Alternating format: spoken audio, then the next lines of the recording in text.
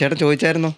ഞാൻ ചോദിച്ചു, അതിനൊക്കെ കുറേ അർത്ഥം. പിന്നെ ഞാൻ ഇത്ര എക്സ്പീരിയൻസ് ഉള്ളൊരു നടനാകുമ്പോൾ തീരെ പൊട്ടനാണെന്ന് വിചാരിക്കരുതെന്ന് ഓർത്ത് ഞാനങ്ങനെ കാര്യമായിട്ട് ചോദിക്കാനൊന്നും പോയില്ല. എന്തെങ്കിലുമൊക്കെ അർത്ഥം കാണുമെന്ന് വിചാരിച്ചൊക്കെ ഉണ്ടായിരുന്നു. നെഗറ്റീവ് സ്പേസ് എന്നൊക്കെ പറയും, അതൊക്കെ ഞാൻ ആ സമയത്താണ് അറിയുന്നത്. അങ്ങനെയൊക്കെ നെഗറ്റീവ് സ്പേസിങ് എന്ന് പറയുന്നത് ഒരു ക്യാരക്ടറിന്റെ അവസ്ഥ വ്യക്തമാക്കാനും. അപ്പോൾ കൃഷാന്തിനോട് ചോദിച്ചു, കൃഷാന്ത് ആ വിഷ്വൽ ലാംഗ്വേജ് ഇന്റലക്ച്വൽസിന് വേണ്ടിയിട്ടുള്ള ഒരു ലെയറാണ് അതെ അതെ എന്ന് കൃഷാന്ത് പറഞ്ഞായിരുന്നു. പിന്നെ എല്ലാവരും ശ്രദ്ധിക്കുകയും ചെയ്യുമല്ലോ. നോർമൽ നമ്മൾ കണ്ടിട്ടില്ലാത്ത ഒരു പരിപാടി വന്നു കഴിയുമ്പോൾ അങ്ങനെയാണ് ഇപ്പൊ ഞാനും ശ്രദ്ധിച്ചത്.